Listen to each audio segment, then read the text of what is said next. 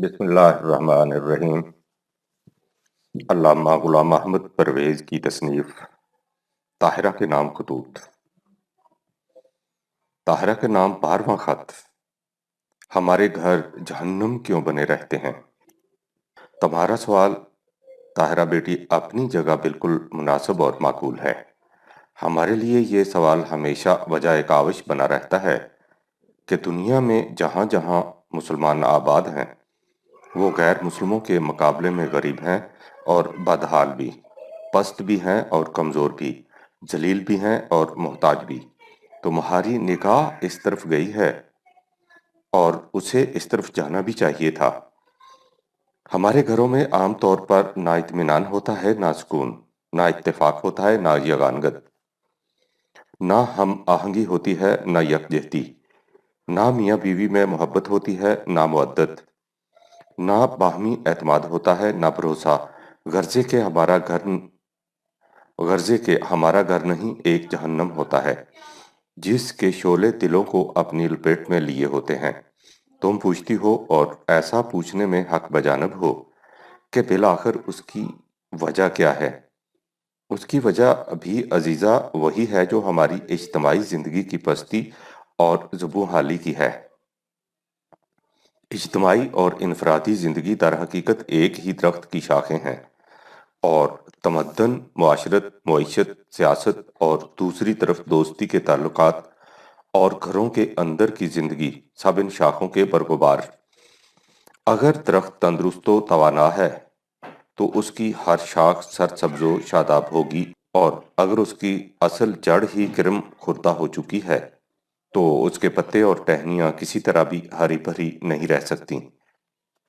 جس طرح یہ ناممکن ہے کہ درخت کی جڑ اور تنا صحیح و سالم ہو لیکن اس کی شاخیں اور پتے خشک اور یتمردہ، اسی طرح یہ بھی ناممکن ہے کہ درخت کی جڑیں تو خشک ہو چکی ہوں اور اس کی ٹہنیاں لہلہاتی دکھائی دیں۔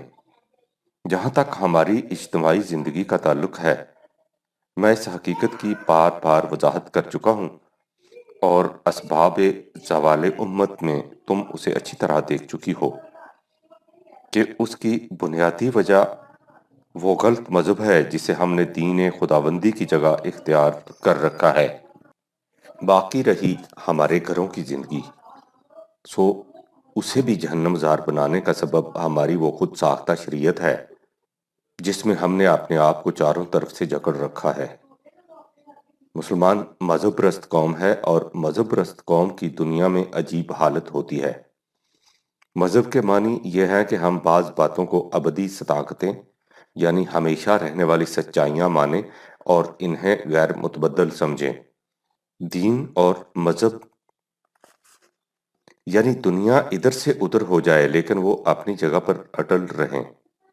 اگر یہ باتیں وہ اصول ہوں جنہیں خدا نے تمام انسانوں کی رہنمائی کے لیے عطا کیا ہے، تو ان اصولوں پر کاربند رہنے اور انہیں ناقابل تغیر و تبدل سمجھنے سے اس قوم کی اپنی زندگی بھی عزت و سرفرازی اور خوش بختی اور مرفع الحالی کی زندگی ہو جاتی ہے، اور جن قوموں کا اس سے واسطہ پڑتا ہے وہ بھی امن و سکون میں رہتی ہیں۔ اس قوم کے متعلق کہا جائے گا کہ وہ دین خداوندی کی متبع ہے، لیکن اگر کوئی قوم ان باتوں کو غیر متبدل سمجھ لے جو کسی زمانے میں انسانوں نے وضع کی تھیں، تو اس کی اپنی زندگی بھی جہنم بن جائے گی، اور وہ دوسروں کی نگاہوں میں بھی ذلیل و خوار ہو جائے گی۔ اس قوم کو مذہب کی پابند کہا جائے گا۔ ہم نے دین خداوندی کو چھوڑ کر مذہب کی پابندی اختیار کر رکھی ہے، جس کا نتیجہ وہی کچھ ہونا چاہیے تھا جو ہو رہا ہے۔ یہ بات نہ غیر فطری ہے نہ غیر معمولی، نہ اچنبھے کی بات ہے، نہ تعجب کی۔ اچنبھا تب ہوتا اگر اس کے ایسے نتیجے نہ نکلتے۔ ببول کا بیج بونے سے کانٹے دار کیکر کا درخت اگ آئے تو اس میں تعجب کی کون سی بات ہے؟ تعجب تو اس صورت میں ہوتا ہے اگر اس میں انگور لگنے شروع ہو جاتے۔ اور اب میں تمہیں بتاؤں کہ جو کچھ تم نے پوچھا ہے اس سلسلہ میں دین اور مذہب میں کیا فرق ہے، اور دین کو چھوڑ کر مذہب پرستی نے کس طرح ہمارے گھروں کو جہنم بنا رکھا ہے۔ سب سے پہلے تم نے ارشد کے گھر کی مثال دی ہے کہ سب کچھ ہونے کے باوجود وہاں کس قدر عدم سکون کی حالت ہے۔ گھر نہیں ایک چولہا ہے جس میں گیلی لکڑیاں سلگ رہی ہیں اور دھوئیں سے ہر ایک کا دم گھٹ رہا ہو۔ اس کی وجہ تمہیں معلوم ہے۔ ارشد کی شادی اس وقت ہو گئی تھی جب وہ ابھی 7ویں جماعت میں پڑھتا تھا۔ اس وقت اس کی عمر بمشکل 12 برس کی ہوگی اور صغیرہ کی 9-10 برس کی۔ صغیرہ اس کی خالہ کی لڑکی ہے اور رشتہ دونوں بہنوں یعنی ان دونوں کی ماں نے اپنی مرضی سے کر دیا تھا۔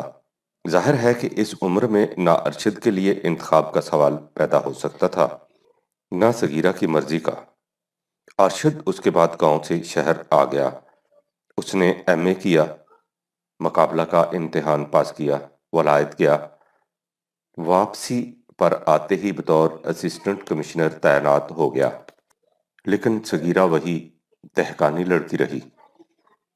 اب تم بتاؤ کہ یہ جوڑ، جسے جوڑ کہنا ہی غلط ہے، نبھتا کیسے؟ سوال یہ ہے کہ ایسا ہوا کیوں؟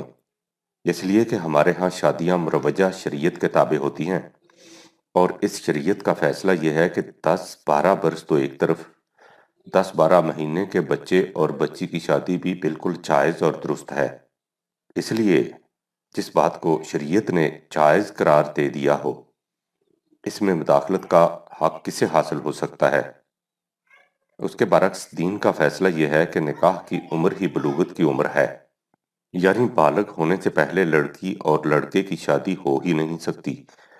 پھر اس نے کہا ہے کہ صرف بلوغت ہی شرط نہیں، بلکہ نکاح ایک معاہدہ ہے جس میں فریقین کی رضا اور رغبت نہایت ضروری ہے، اور یہ ظاہر ہے کہ جب یہ معاہدہ انتخاب اور رضامندی سے ہوگا تو فریقین ایک دوسرے کے مزاج، افتاد طبیعت، تعلیم، تربیت، ماحول، عادات و خصائل، ہر بات کو سامنے رکھ کر فیصلہ کریں گے۔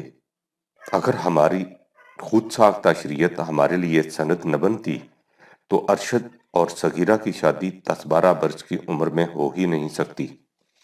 جب یہ بڑے ہو جاتے تو ارشد اپنی شادی اپنے معیار کے مطابق کرتا اور صغیرہ کی شادی اس کے ماحول کے مطابق کسی اور جگہ ہوتی۔ ان شادیوں میں باہمی مطابقت اور ہم آہنگی کے امکانات بہت زیادہ ہوتے۔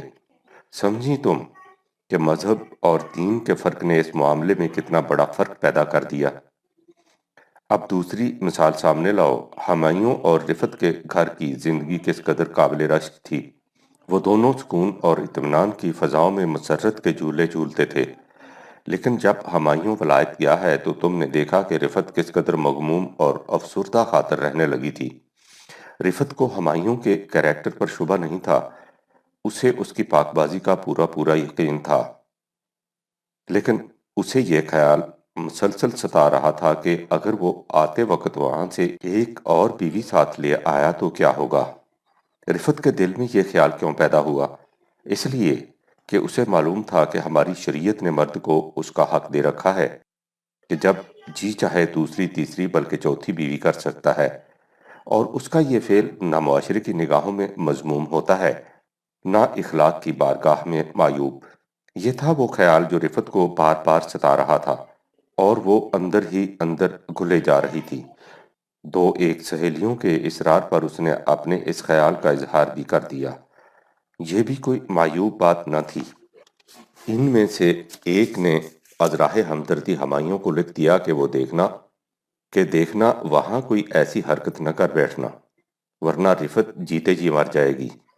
وہ واپس آیا تو غصہ سے لال پیلا ہو رہا تھا۔ میں نے پوچھا تو آگ بھبھوکا ہو کر کہنے لگا کہ چچا جان، رفعت نے مجھے ذلیل کر دیا ہے۔ اس نے میرے متعلق اس قسم کی بدظنی سے کام کیوں لیا؟ اسے اس قسم کا واہمہ پیدا کیوں ہوا؟ کیا اس 10 برس کی رفاقت سے اس نے میرے کریکٹر کے متعلق یہی اندازہ لگایا تھا؟ اس نے میری عزت خاک میں ملا دی ہے۔ اس نے مجھے بد اعتماد ثابت کیا ہے۔ میں نے یہ سب کچھ بڑے تحمل سے سنا اور بات کو کسی اور طرف ٹال کر اس کے غصے کو ٹھنڈا کرنے کی کوشش کی۔ تمہیں معلوم ہے کہ ہمایوں شراب کا نام تک سننا گوارا نہیں کرتا اور سگریٹ بھی نہیں پیتا۔ اس واقعہ کے 2 ہی 3 دن بعد کا ذکر ہے۔ وہ حامد کے پاس بیٹھا تھا۔ حامد نے سگریٹ کیس نکالا اور اس میں سے ایک سگریٹ خود لیا اور یوں ہی مسکراتے ہوئے سگریٹ کیس ہمایوں کی طرف بڑھا دیا۔ ہمایوں نے بھی مسکراتے ہوئے ایک سگریٹ نکال لیا اور دونوں نے اپنے اپنے سگریٹ سلگا لیے۔ حامد کے جانے کے بعد میں نے ہمایوں سے کہا کہ بھئی، تم تو بڑے پختہ کریکٹر کے نوجوان ہو، شریعت کے بھی بہت پابند ہو، تم نے آج سگریٹ لے کر کتنے بودے پن کا ثبوت دیا ہے۔ اس نے حیرت سے میری طرف دیکھا اور کہا کہ چچا جان، آپ یہ کیا کہہ رہے ہیں؟ سگریٹ پینا نہ از روئے شریعت حرام ہے، نہ اخلاقی نقطہ خیال سے معیوب۔ میں اگر سگریٹ نہیں پیتا تو اس لیے کہ مجھے اس کی عادت نہیں، نہ اس لیے کہ میں اسے شراب کی طرح حرام سمجھتا ہوں۔ اس لیے اگر میں نے یوں ہی سگریٹ اٹھا لیا، بلکہ یوں سمجھیے کہ اگر میں نے اب باقاعدہ سگریٹ پینے بھی لگ جاؤں تو اس سے میرے کریکٹر پر کون سا حرف آ سکتا ہے؟ آپ نے چچا جان آج عجیب سی بات کہہ دی ہے۔ آپ تو ایسی باتیں نہیں کیا کرتے تھے۔ میں نے آہستہ سے کہا کہ بیٹا، اس میں برا ماننے کی کوئی بات نہیں۔ میں ایک بات سمجھنا چاہتا تھا، سو میں نے اسے سمجھ لیا ہے۔ تم نے جو کچھ کہا ہے اس سے میں یہ سمجھتا ہوں کہ جس بات کو شریعت نے ناجائز قرار نہ دیا ہو اور نہ ہی وہ بات معاشرہ یا اخلاق کی روح سے معیوب سمجھی جاتی ہو، اگر تمہارا کسی وقت جی چاہے تو اسے کر لینے میں کوئی مذائقہ نہیں ہوتا۔ تمہارے نزدیک اس میں نہ کوئی گناہ کی بات ہوتی ہے، نہ جرم کی، نہ شرم کی، نہ جھجک کی۔ اس نے کہا کہ بالکل ٹھیک ہے، میں یہی سمجھتا ہوں۔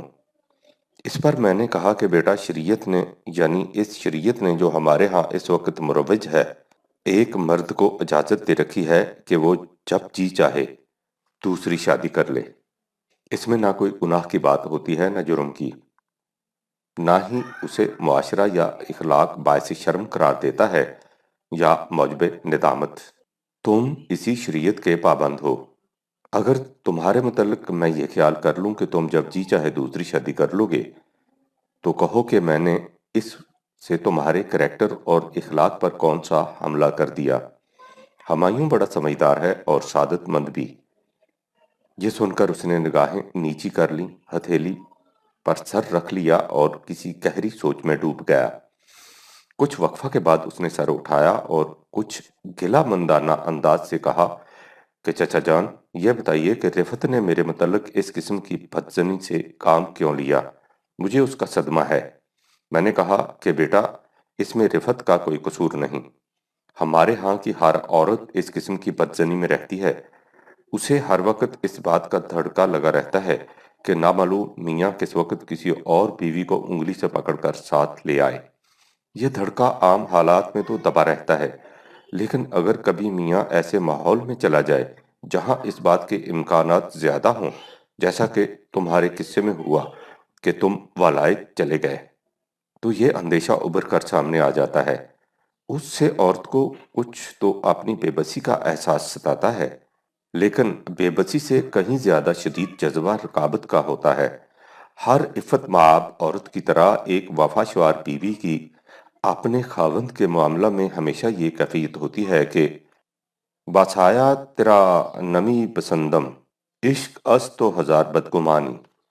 یہ ہیں وہ جذبات جن کے تابع عورت کے دماغ پر وہ خیالات طاری ہو جاتے ہیں جنہیں ہم مرد بدگمانی اور بدظنی، عدم اعتماد اور کریکٹر کے فقدان پر محمول کر کے غصہ میں آ جاتے ہیں۔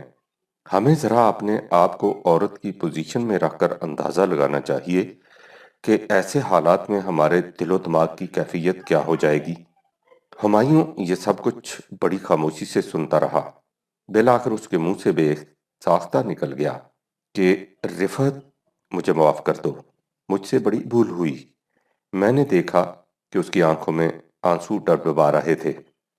تم نے غور کیا طاہرہ کہ ہماری اس خود ساختہ شریعت نے میاں بیوی کے باہمی اعتماد کو چھین کر ہمارے گھروں کو کس طرح جہنم بنا رکھا ہے؟ لیکن خدا کے دین نے یہ کچھ نہیں کیا۔ اس نے مرد کو کہیں اجازت نہیں دی کہ وہ جب جی چاہے دوسری بیوی لے آئے۔ قطعاً نہیں۔ ذرا سوچو کہ اگر ہم مروجہ مذہب کے پابند ہونے کے بجائے خدا کے دین کے پابند ہوتے ہیں تو ہماری زندگی باہمی بدگمانیوں کا جہنم بننے کے بجائے کس طرح اعتماد اور یقین کی جنت ہوتی۔ یاد رکھو، بدگمانی میاں کے دل میں ہو یا بیوی کے، اور اس کی وجہ کچھ بھی کیوں نہ ہو، وہ پھانس ہے جس کی چبھن انسان کو ایک لمحہ کے لیے بھی چین سے نہیں بیٹھنے دیتی۔ خدا کے دین نے اس پھانس کو نکال کر رکھ دیا تھا، لیکن ہم نے اس دین کو چھوڑ کر نامعلوم کیسی کیسی زہر آلود پھانسیں اپنے دلوں میں چبھو رکھی ہیں، اور اس کا نتیجہ ظاہر ہے۔ بہن خدیجہ کے متعلق تم نے جو کچھ مجھ سے کہا تھا، میں نے اس کی بابت خود اسی سے پوچھا تھا۔ مجھے پہلے ہی خیال تھا کہ خدیجہ بڑی نیک عورت ہے۔ یہ ہو نہیں سکتا کہ وہ اپنے گھر کے پیسوں میں چوری کر کے کچھ رقم الگ رکھ لیتی ہو۔ چنانچہ اس نے جو کچھ بتایا، اس سے میرے اس خیال کی تصدیق ہو گئی کہ بات کچھ اور ہے، اور وہ بات عزیزہ انہی باتوں جیسی ہے جنہیں میں پہلے لکھ چکا ہوں۔ اس نے میرے پوچھنے پر کہا کہ بھائی صاحب، آپ سے کوئی بات پوشیدہ نہیں۔ اصل یہ ہے کہ سغرا کے ابا کو نہ جانے کیا ہو گیا ہے کہ وہ بات بات پر طلاق سے کہہ دیتے ہیں کہ میں تمہیں طلاق دے دوں گا، تم بچوں کو لے کر جہاں جی چاہے چلی جاؤ۔ پہلے تو میں اسے محض طبیعت کی تیزی سمجھا کرتی تھی، لیکن اب مجھے ایسا محسوس ہونے لگا ہے کہ وہ یہ بات دل سے کہہ رہے ہیں۔ اب مجھے یہ خطرہ ستانے لگا ہے کہ اگر انہوں نے کسی دن سچ مچ طلاق طلاق طلاق کہہ دیا تو میں کیا کر لوں گی، اور پھر ان بچوں کا کیا بنے گا۔ میری کوئی جائیداد نہیں، کوئی پرسان حال نہیں۔ میں نے اب اس ڈر کے مارے یہ کیا ہے کہ گھر کے خرچ سے جس قدر بچاتی ہوں اور اسے انہیں خبر کیے بغیر الگ رکھتی جاتی ہوں۔ میں جانتی ہوں کہ اس سے کوئی خاطر خواہ رقم اکٹھی نہیں ہو جائے گی، لیکن بہرحال ڈوبتے کو تنکے کا سہارا ایسے منحوس وقت میں چند دنوں تک کے لیے بچوں کا پیٹ پالنے کا آسرا تو ہو جائے گا۔ میں خود اللہ سے ڈرتی ہوں کہ کہیں اس کا شمار خیانت میں نہ کر لیا جائے۔ اس کے لیے میں نے پہلے ہی فیصلہ کر رکھا ہے کہ خدا بری ساعت سے بچائے، اگر کہیں وہ روزے پر دیکھنا پڑ گیا تو انہیں کہہ دوں گی کہ آپ کی کمائی سے اتنے پیسے میرے پاس جمع ہیں، آپ انہیں میرے مہر سے وضع کر لیں۔ کیا معلوم یہ بقایا مہر بھی دیں یا نہ دیں، لیکن میں تو خدا سے سرخرو ہو جاؤں گی۔ تم نے دیکھا طاہرہ کہ بہن خدیجہ جیسی نیک طینت عورت کو کس خطرہ نے ایسا کرنے پر مجبور کر دیا، اور اس کے بعد یہ بھی سوچو کہ جس عورت کو اپنے مستقبل کے بارے میں اس قسم کا دھڑکا لگا رہے، وہ خاک سکون کی زندگی بسر کر سکتی ہے، اور جن میاں بیوی میں باہمی اعتماد کا یہ عالم ہو، ان کے گھر میں سکھ اور چین کہاں سے آ سکتا ہے۔ یہ بات صرف خدیجہ سے ہی مخصوص نہیں، ہمارے معاشرہ میں ہر بیوی کو ہر وقت یہ دھڑکا لگا رہتا ہے کہ اب چھری صیاد نے لی، اب قفس کا در کھلا۔ اس لیے کہ اسے معلوم ہوتا ہے کہ شریعت کی روح سے مرد کو اس کا پورا پورا حق حاصل ہے کہ وہ جب جی چاہے کوئی وجہ بتائے بغیر 1 2 3 کر کے بیوی کو الگ کر سکتا ہے۔ تم سوچو عزیزہ کہ جس معاشرہ میں عورت کے سر پر ہر وقت یہ تلوار لٹکتی رہے، اس معاشرہ میں گھروں کی زندگی جہنم نہ بنے تو اور کیا ہے۔ تم کہہ دو گی کہ میں نے جو کچھ لکھا، اس سے تو خود اسلام پر سخت اعتراض وارد ہوتے ہیں، کیونکہ اسلام نے ان باتوں کو جائز قرار دیا ہے۔ اس لیے اگر ان باتوں کا نتیجہ معاشرہ کی تباہی اور گھروں کی زندگی کا جہنم ہے، تو اس کی ذمہ داری مردوں پر عائد نہیں ہوتی، خود اسلام پر عائد ہوتی ہے، جس نے مردوں کو اس قسم کے اختیارات دے رکھے ہیں۔ اگر اسلام نے فی الواقع اس قسم کے اختیارات مردوں کو دے رکھے ہوتے تو تمہارا اعتراض بالکل صحیح ہوتا، لیکن جیسا کہ میں کئی بار لکھ چکا ہوں، اسلام نے مردوں کو اس قسم کے اختیارات بالکل نہیں دیے۔ یہ اختیارات اس شریعت نے دے رکھے ہیں جو بات کی پیداوار ہے۔ قرآن ان کی اجازت کبھی نہیں دیتا۔ قرآن صغرسنی کی شادی کی اجازت نہیں دیتا۔ اس نے نکاح کے لیے بلوغت کی عمر کو ضروری قرار دیا ہے۔ وہ لڑکے یا لڑکی کی رضامندی کے بغیر نکاح کو جائز قرار نہیں دیتا۔ اس کے نزدیک نکاح ایک معاہدہ ہے جس کے لیے فریقین کی رضامندی بنیادی شرط ہے۔ وہ کسی مرد کو اس کی اجازت نہیں دیتا، وہ جب جی چاہے تو 3 4 تک شادیاں کر لے۔ وہ تعدد ازدواج کو معاشرہ کی ایک ہنگامی مشکل کے حل کے لیے تجویز کرتا ہے، جس کا فیصلہ مسلمانوں کا اجتماعی نظام کر سکتا ہے، نہ کہ افراد۔ وہ مرد کو اس کی اجازت بھی نہیں دیتا کہ وہ جب جی چاہے عورت کو طلاق دے کر الگ کر دے۔ اس نے معاہدہ نکاح کی تنسیخ کے لیے ایک متعین طریقہ کار تجویز کیا ہے، جس کی سلسلہ جنبانی کا حق مرد اور عورت دونوں کو حاصل ہے، لیکن جس کا فیصلہ عدالت کی روح سے ہو سکتا ہے۔ اب تم بتاؤ کہ جس اسلام کے یہ احکام ہوں اس پر اب تم بتاؤ کہ جس اسلام کے یہ احکام ہوں اس پر وہ اعتراض کسی طرح بھی وارد ہو سکتا ہے جس کی طرف اوپر اشارہ کیا گیا ہے۔ ہمارے صدر اول کی تاریخ۔ تم کہہ دو گی کہ مولوی صاحبان اپنی شریعت کی تائید میں رسول اللہ صلی اللہ علیہ وسلم اور صحابہ اکرام کے عہد کے واقعات پیش کرتے ہیں، جس سے ظاہر ہوتا ہے کہ اسلام کے احکام وہی ہیں جنہیں وہ بیان کرتے ہیں۔ اس بات کے متعلق میں پہلے بھی ایک خط میں لکھ چکا ہوں کہ ہمیں اپنے عہد اول کی تاریخ کا مطالعہ کس اصول کے ماتحت کرنا چاہیے۔ یہ بات واضح ہے کہ نمبر 1، نبی اکرم صلی اللہ علیہ وسلم کی زندگی قرآن کے مطابق بسر ہوئی تھی۔ نمبر 2، قرآن کا ایک ایک لفظ ہمارے پاس محفوظ ہے۔ نمبر 3، نبی اکرم صلی اللہ علیہ وسلم کے زمانے کی تاریخ صدیوں بعد جا کر مرتب ہوئی۔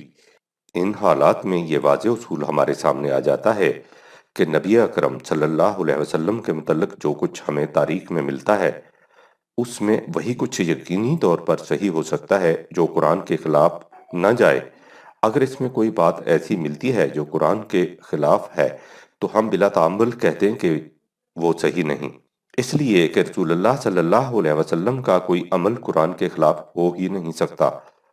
اس لیے کہ رسول اللہ صلی اللہ علیہ وسلم کا کوئی عمل قرآن کے خلاف ہو ہی نہیں سکتا تھا۔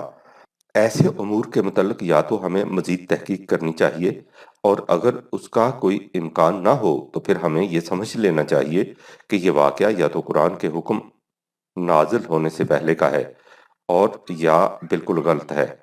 مثلا صغر سنی کی شادی کے سلسلہ میں کہا جاتا ہے کہ نبی اکرم صلی اللہ علیہ وسلم کا حضرت عائشہ صدیقہ رضی اللہ تعالی عنہا سے نکاح اس وقت ہوا جب حضرت عائشہ رضی اللہ تعالی عنہا کی عمر 6 برس کی تھی، لیکن بعض واقعات کی تطبیق سے مترشح ہوتا ہے کہ یہ بات غلط ہے۔ حضرت عائشہ رضی اللہ تعالی عنہا کی عمر شادی کے وقت کم از کم 16 17 برس کی تھی۔ اسی طرح حضور صلی اللہ علیہ وسلم کی ازواج مطہرات کے متعلق صورت یہ ہے کہ یہ شادیاں اس ہنگامی صورتحالات سے نپٹنے کے لیے ہوئی تھیں، جس کا ذکر میں اس سے پہلے ایک خط میں کر چکا ہوں۔ جہاں تک طلاق کا تعلق ہے، میں سابقہ خطوط میں یہ بتا چکا ہوں کہ قرآن کی روح سے اس کا کیا طریقہ ہے۔ اس طریقہ کو یہاں دہرانے کی ضرورت نہیں سمجھتا، البتہ اس کے اس حصہ کی وضاحت ضروری سمجھتا ہوں جس میں 3 طلاق کا ذکر ہے۔ قرآن کی روح سے 3 طلاق کے معنی یہ ہیں کہ جب تمام ضروری مراحل طے پا چکنے کے بعد طلاق کا فیصلہ ہو جائے تو میاں بیوی الگ ہو جاتے ہیں، اسے پہلی مرتبہ کی طلاق کہتے ہیں۔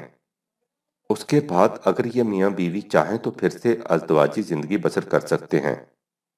اس طرح میاں بیوی بن جانے کے بعد اگر پھر کبھی طلاق کی نوبت آ جائے تو یہ دوسری مرتبہ کی طلاق ہوگی۔ اس کے بعد بھی ان کے دوبارہ میاں بیوی بن جانے کی اجازت ہوتی ہے، لیکن اگر تیسری مرتبہ اسی طرح طلاق کی نوبت پہنچ جائے تو اس کے بعد یہ آپس میں شادی نہیں کر سکتے، پھر یہ عورت کسی اور مرد کے ساتھ ہی شادی کر سکتی ہے۔ یہ الگ بات ہے کہ اس کا یہ نیا خاوند مر جائے یا اس سے اسے طلاق مل جائے تو یہ پھر پہلے خاوند سے نکاح کر لے۔ یہ ہے قرآن کی روح سے 3 طلاق کا مطلب۔ اب اس سلسلہ میں روایات کو دیکھو۔ بعض روایات اس قسم کی ملتی ہیں جن سے ظاہر ہوتا ہے کہ 3 طلاق سے مطلب ہے ایک ماہ کے وقفے کے بعد 3 مہینوں میں 3 طلاقیں پوری کرنا۔ اور ایسی روایتیں بھی ہیں جن سے ظاہر ہوتا ہے کہ ایک ہی نشست میں 3 بار طلاق کہہ دینے سے تینوں طلاقیں پوری ہو جاتی ہیں۔ ان کے ساتھ یہ روایت بھی ہمارے سامنے آتی ہے کہ حضرت رکانہ رضی اللہ تعالی عنہ نے اپنی بیوی کو ایک طلاق نبی اکرم صلی اللہ علیہ وسلم کے زمانہ میں دی، جس کے بعد حضور صلی اللہ علیہ وسلم نے ان کی بیوی کو ان کی طرف لوٹا دیا۔ پھر انہوں نے دوسری طلاق حضرت عمر رضی اللہ تعالی عنہ کی خلافت میں دی، اور تیسری طلاق حضرت عثمان رضی اللہ تعالی عنہ کے عہد میں۔ مشکات باب خلا و طلاق بحوالہ ابو داؤد و ترمذی ابن ماجہ۔ اس روایت سے ظاہر ہوتا ہے کہ حضرت رکانہ نے پہلی مرتبہ کی طلاق نبی اکرم صلی اللہ علیہ وسلم کے زمانہ میں دی، جس کے بعد ان کے میاں بیوی کے تعلقات پھر استوار ہو گئے۔ پھر دوبارہ طلاق کی نوبت حضرت عمر رضی اللہ تعالی عنہ کے زمانہ میں آئی، اس کے بعد ان کے ازدواجی تعلقات پھر استوار ہو گئے۔ پھر تیسری مرتبہ یہی صورت حضرت عثمان رضی اللہ تعالی عنہ کے زمانہ میں پیدا ہو گئی، یہ تیسری طلاق ہو گئی۔ اس کے بعد حضرت رکانہ رضی اللہ تعالی عنہ کی بیوی ان سے نکاح نہیں کر سکتی تھی۔ چونکہ 3 طلاق کا یہ طریقہ قرآنی طریق کے مطابق ہے، اس لیے ہم باور کر سکتے ہیں کہ یہ روایت صحیح ہے۔ تم نے غور کیا طاہرہ کہ روایات کے صحیح یا غلط تسلیم کرنے کا قرآنی معیار کیا ہے؟ تمہیں اس معیار کے مطابق تمام تاریخی واقعات کو پرکھنا چاہیے اور صرف انہی واقعات کو صحیح تسلیم کرنا چاہیے جو قرآن کے مطابق ہوں۔ اس اصول کے ماتحت نکاح و طلاق کے بارے میں جو کچھ مروجہ مذہب کی روح سے ہو رہا ہے اور وہ قرآن کے خلاف ہے، اس کی نسبت نبی اکرم صلی اللہ علیہ وسلم کی طرف کبھی نہیں کی جا سکتی۔ ہمیں یہ تسلیم کرنا ہوگا کہ یہ سب بعد کا وضع کردہ ہے۔ ہماری کوشش یہی ہونی چاہیے کہ بعد کے وضع شدہ مذہب کی جگہ وہ دین لے لے جسے خدا نے قرآن میں نازل کیا تھا اور جس کے مطابق نبی اکرم صلی اللہ علیہ وسلم اور صحابہ کبار رضوان اللہ علیہم اجمعین نے عمل کیا تھا۔ اس دین میں وہ الجھنیں کبھی پیدا نہیں ہو سکتی جس کا جگر خراش تذکرہ مذکورہ صدر واقعات میں سامنے آیا ہے۔ ماڈرن گھروں کی حالت۔ یہ حالت ہمارے پرانے فیشن کے گھروں کی ہے۔ جہاں تک ماڈرن فیشن کے گھروں کا تعلق ہے، ان کی حالت ان سے بھی بدتر ہے، اس فرق کے ساتھ کہ قدامت پرست گھروں کی آگ تپدیک کی آتش خاموش کی طرح گھر کے امن و سکون کو اندر ہی اندر جلا کر راکھ بنا دیتی ہے، اور ان ماڈرن گھروں کی یہ آگ سرسام کے شعلہ جوالہ کی طرح بھڑک کر تماشا دکھاتی ہے۔ یہ ماڈرن گھر مغرب کی اندھی تقلید کے نمونے ہیں۔ مغرب میں ہوا یہ کہ ہماری خود ساختہ شریعت کی طرح عیسائیت نے عورت پر جو استبداد صدیوں سے روا رکھا تھا، اس کے رد عمل میں عورت کے دل میں انتقام کے ایسے شعلے بھڑک اٹھے کہ وہ یکسر بغاوت اور بے باکی کا مجسمہ بن گئی۔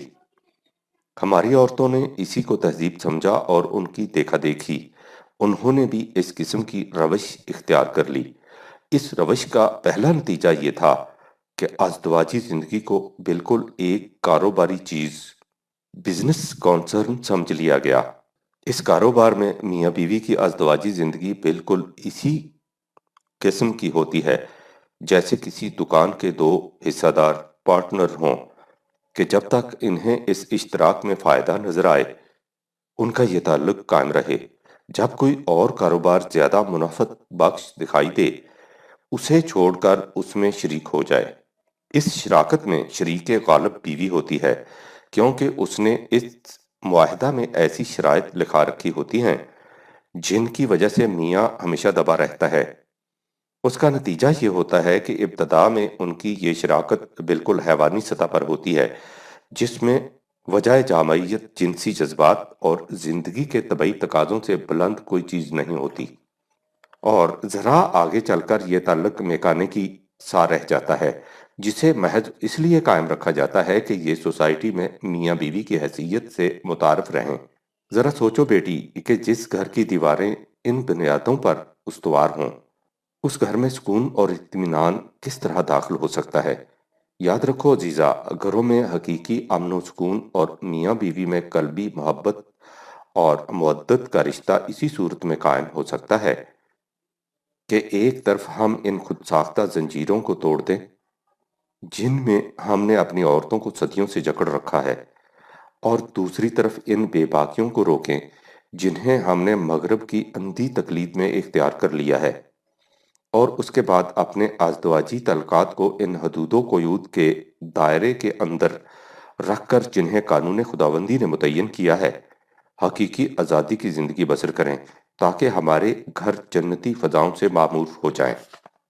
عورت کا جمود۔ آخر میں مجھے تم سے ایک بات خصوصیت سے کہنی ہے۔ ہمارے ان گھروں میں جہاں مردوں کو صحیح ذہنیت کے پیش نظر نہ عورتوں کو ہر وقت طلاق اور شوکن کا ہوا ستاتا ہے، اور نہ ہی عورتوں کی صحیح تربیت کی بدولت مرد گھروں میں بھی ہوٹل کی سی زندگی بسر کرتے ہیں، ایک اور بات پیش آتی ہے جس کی وجہ سے گھر میں پھر وہ سکون نہیں رہتا جو متاحل زندگی کا مقصود ہے۔ اس کی ذمہ داری ہماری نیک دل لیکن سادہ لو عورتیں ہیں۔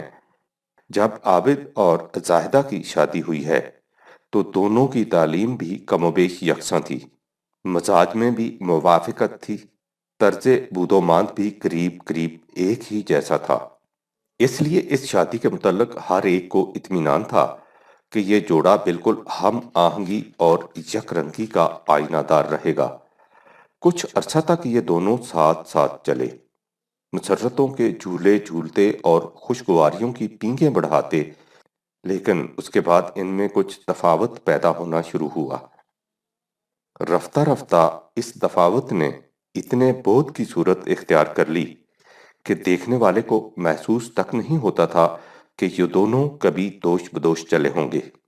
اس کی وجہ یہ تھی کہ عابد نے اس کے بعد اپنے علم کی وسعت، معلومات کی زیادتی، ذوق کی شستگی کے لیے برابر محنت جاری رکھی، جس کا نتیجہ یہ ہوا کہ وہ دن بدن آگے بڑھتا چلا گیا۔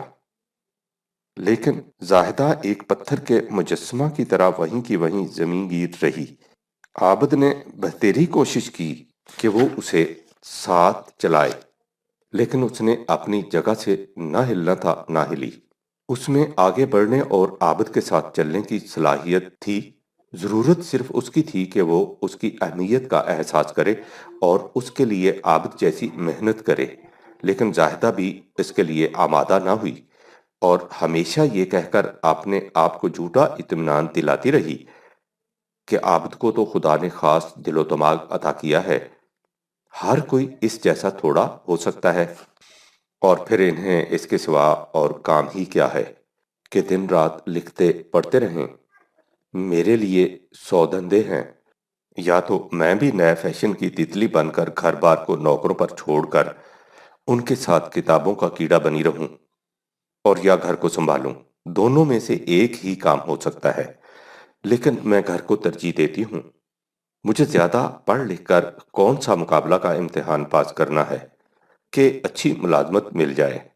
لیکن جیسا کہ اوپر کہا گیا ہے، یہ محض جھوٹا اطمینان تھا۔ اب اس کے بعد دو ہی صورتیں تھیں، یا تو یہ کہ جس طرح ہمارے ہاں عام طور پر ہوتا ہے، عابد بھی آگے بڑھنے سے رک جاتا اور اپنے آپ کو زاہدہ کی زنجیروں کے ساتھ جکڑے رکھتا، اور یا وہ اپنی صلاحیتوں کو بیدار کرتا ہوا آگے بڑھ جاتا۔ اس نے یہی کیا، جس کا نتیجہ یہ ہوا کہ کچھ عرصہ کے بعد اتنا آگے نکل گیا کہ ان دونوں راہروان جادۂ زندگی میں بود المشرقین ہو گیا۔ اسے زاہدہ سے محبت تھی، اس لیے وہ اسے قدم قدم پر آواز دیتا تھا، لیکن زاہدہ اپنے پاؤں کو ذرا بھی جنبش دینے کے لیے تیار نہ تھی۔ اب اس بودھ کا جو نتیجہ ہو سکتا ہے وہ ظاہر ہے۔ عابد بڑا نیک دینت تھا، اس لیے اس نے باہمی تصادم کی صورت نہ پیدا ہونے دی، لیکن باہمی ہم آہنگی سے جو حقیقی مسرت اور سکینت میسر آ سکتی تھی وہ تو اسے نصیب نہ ہو سکی۔ وہ زندگی کے خاموش لمحات میں اکثر مجھ سے کہا کرتا تھا کہ میں کبھی سوچتا ہوں کہ میرا یہ سودا کہ میں زاہدہ کے ساتھ جکڑے رہنے کے بجائے اس طرح آگے بڑھ آیا ہوں، خسارہ کا ہے یا نفع کا۔ لیکن کسی آخری فیصلے پر نہیں پہنچ پاتا۔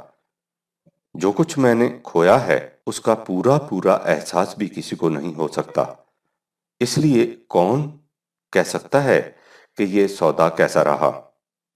ذرا سوچو بیٹی، اگر زاہدہ کچھ بھی ہمت کرتی تو عابد کی زندگی کیسی ہوتی؟